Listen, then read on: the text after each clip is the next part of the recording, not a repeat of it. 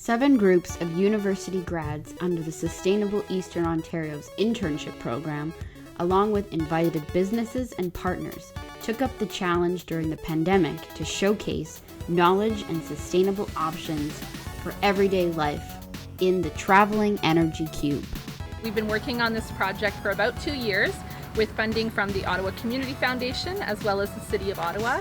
And the idea is to have a mobile display unit to talk about energy efficiency, energy conservation, and just generally about how to save energy and reduce your environmental footprint in your own home and in your own life. Like fantastic, I guess, creative energy that was put behind it.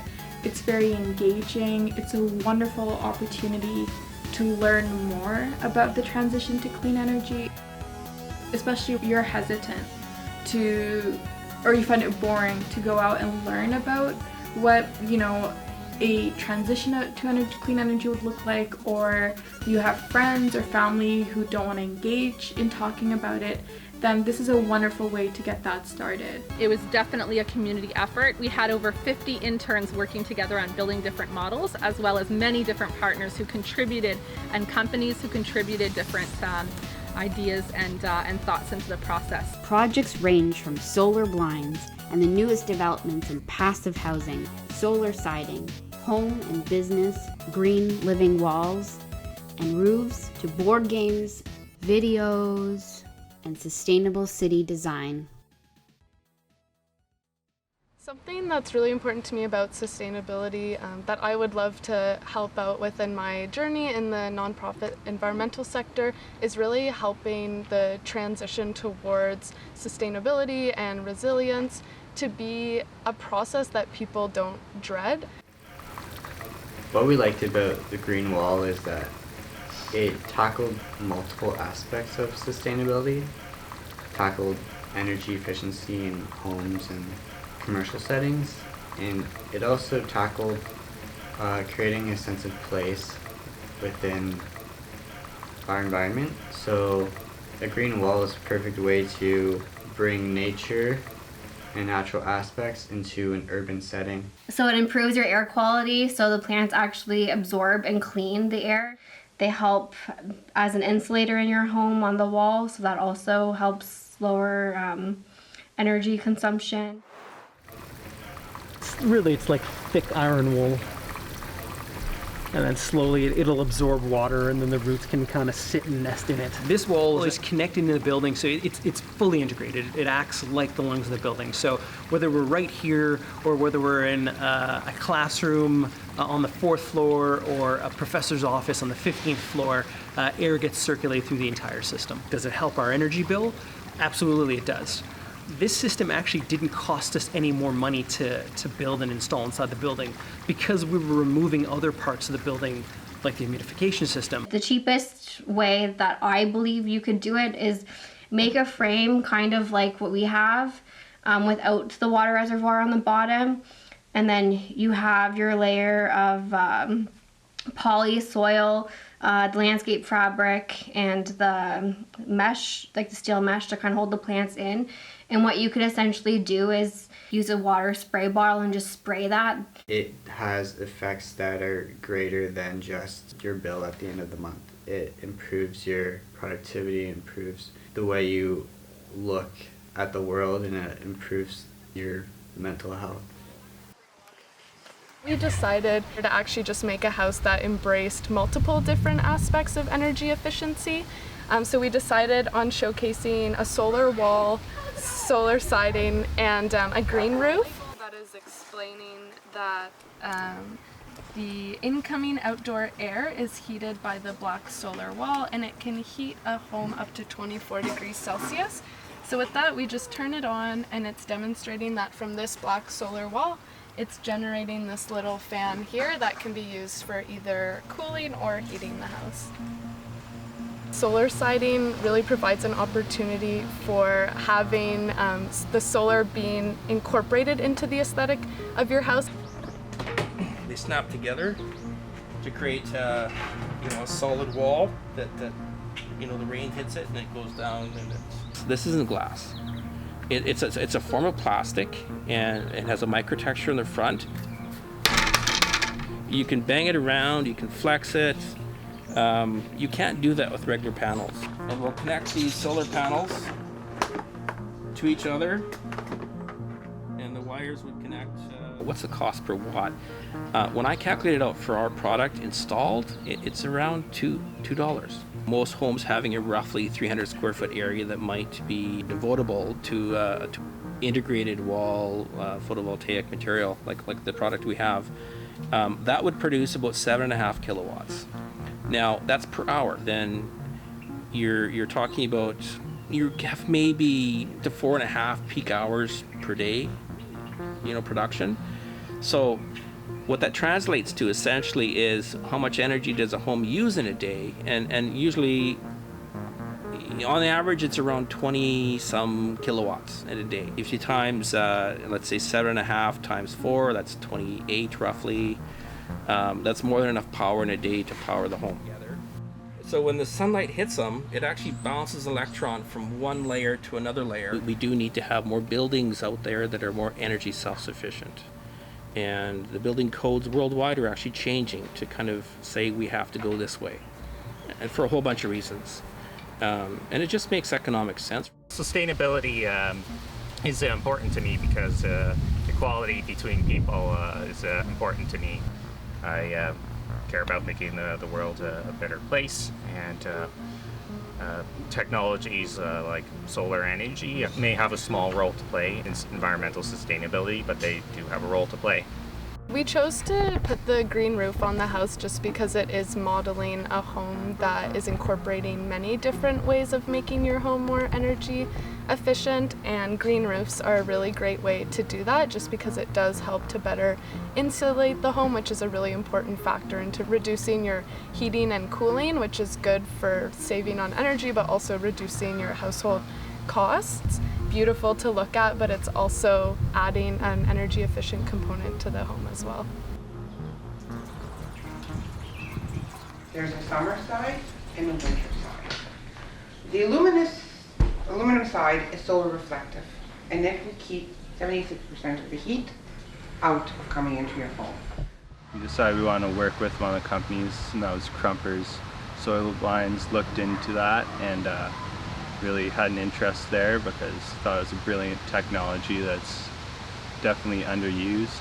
The black side is the nanographite, and that acts as a passive solar collector. So it will actually generate heat in direct light, and both sides block 98% of UV.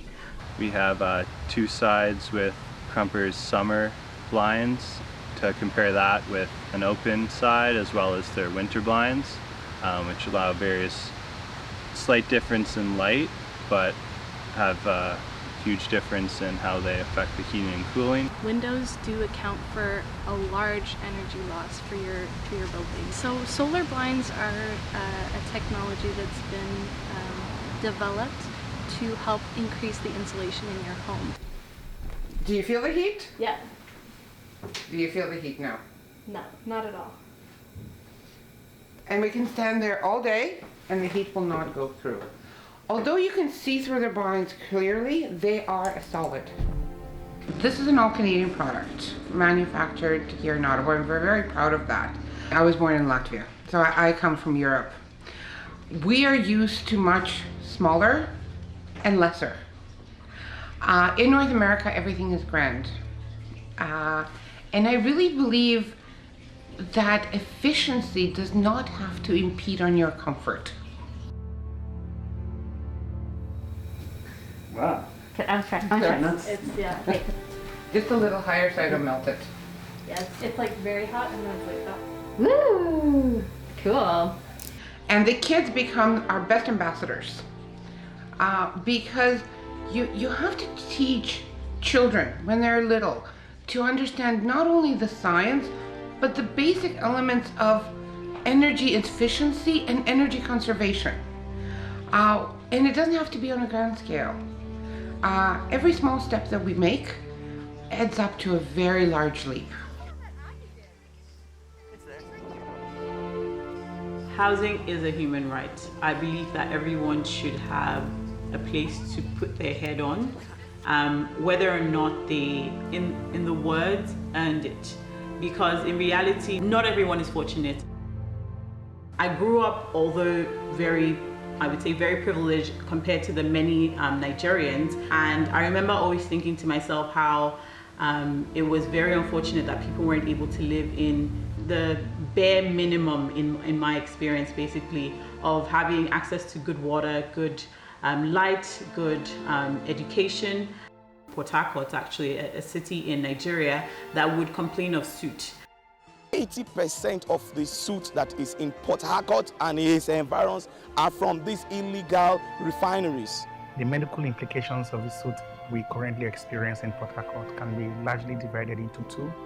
The one we refer to as acute complications and the one we refer to as chronic complications. And this baby is just a month old. And so basically a lot of people were dying from waste being deposited into their lakes and their rivers, and these waters were actually being ingested by people who had no other choice. I thought this was stop the suits, yeah. I beg you, make it stop the suits, yeah.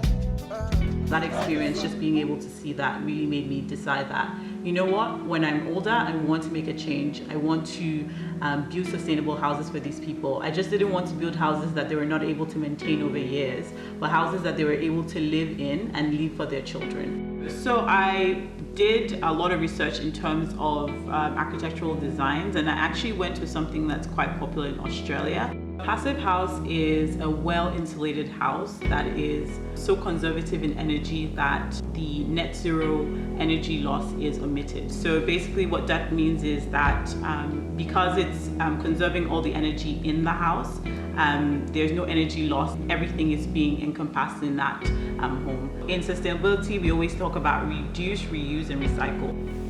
Let's say there's rain, that water is being collected and it's being used back in the house again. So for me, it's what is available, what is relatively cheap, and what can sustain the different weather conditions that we have back home. And I think that when we think about passive house design, it doesn't only keep on to, let's say, Nigeria or Africa. It's a worldwide solution to something that is currently happening in the housing market, where although houses are built, they're not necessarily built for sustainability. From an economic standpoint, it's very important for people to live in houses that are safe, and safety comes in health as well. This house is a healthy option for a lot of people because the design itself makes sure that there's less sneezing, less cleaning, and it creates a seal from the exterminants that we typically would experience from living in somewhere that doesn't necessarily have those clean energy. We assume as nations that our government is always knowledgeable, but we as the people actually have to tell the government what it is that is important to us. Sustainability to me is really, in my opinion, it's kind of the only way forward. I have been raised in a world where essentially I've been told from birth that everything's starting to break down. So we're having climate breakdowns, we're having more natural disasters, we're running out of very important resources. We figured, why don't we do something a little bit bigger, a little bit more challenging to try to bring about some sustainable initiatives downtown. We landed on this kind of sustainable Centretown idea. The fact that it's local and, you know, if this energy cube is being transported around town, people will be like, hey, like, that's Centretown, I know that area, and, you know, see just different things that could be implemented that are doable. So the four main ones we have are the increased tree cover along Spark Street. Unfortunately, it still has the beating sun down on it every single day, so it makes it a little bit less pleasant for people going there. So increasing the tree cover can reduce temperatures on the street by like up to 10 degrees. So that's a really significant and relatively easy way to help create a more aesthetically pleasing and sustainable city. The second thing we had mentioned was also creating more pedestrian streets, because Spark Street is a big success. And so another street that we thought would be a great idea would be for Bank Street. Already there is quite a few traffic issues. So removing one of those types of transportation might be best to keep everything safer, and would also allow businesses to extend their patios, for example, during COVID when we didn't exactly have the indoor space to be seating people. It's kind of nice to be able to stretch out onto the street if you have to, and it's also should increase the volume of pedestrians and such to the businesses, which is kind of a good motivator for changing policy decisions. The third thing that we were attempting to highlight was rooftop utilization. So we thought instead, why don't we try to use the space we already have downtown? One of the major areas that aren't being utilized are roofs. So the roofs of buildings could be painted white, they could add solar panels, or we could add rooftop gardens, which could help sustain, like reduce the emissions of the buildings, but also help provide food for the people in the buildings, or even just create more green space, more oxygen, all of that. And so our final area that we wanted to light up was for waste removal. Like, for example, the underground garbage cans. They're really common in Amsterdam. I thought that was the coolest thing ever, especially here where we tend to have a lot of pests and other things. Like, we all want to live in a healthier, cleaner, more physically appealing city. So, you know, even just having raised bike lanes. Bike lane you can see, but it's like literally you get run over immediately. And also we all want to feel safer when we're biking, and when it comes to implementing ideas like this, it starts with the individual, and if we care enough about these things, then, you know, that leads us to getting involved to try and get these things implemented. I actually started going to school for biology for medicine. I was just going to go be a doctor or go nurse or do something related to medicine, because that's kind of what my whole family did, and it's kind of what I knew, and I wasn't entirely sure about all this sustainability stuff. It seemed a little scary to me.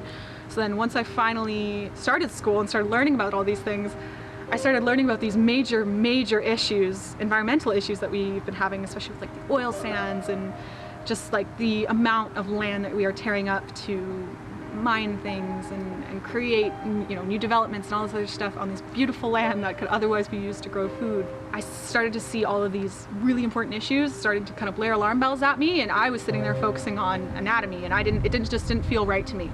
And so at that time I was like, I felt like I had to switch kind of what I was doing. I switched into more environmental kind of based course streams, and then once I started learning about that, I was like, oh, this is exactly where I need to be. This is like the most important issue right now, and so once I figured that out, it became a lot more clear, and I was just kind of set on using whatever skills I could use to try to further sustainable initiatives. Here are some representations of some solar panels, some green roofs, some white painted roofs, just for different ideas for utilizing rooftops. I think our education system has done a good job identifying the problem, but not necessarily the next steps people can take to solve the problem, you know, how can an individual, you know, help mitigate their carbon footprint. Climate change is so important right now for us to all be raising awareness about, and for kids and camps and festivals and fairs to have a really interactive way to learn about energy. So it really was a community effort, and I'm so grateful to see how when we pull together and come up with an idea, we can turn it into a real solution. It's so cool how interactive a lot of the projects are that I've seen so far that are going to be within it, and I feel like it's just like a really good space for people to see different sustainable ways of energy that they can kind of have at home or within their communities, and just like little tidbits of information that's all kind of cubed together into one. No pun intended.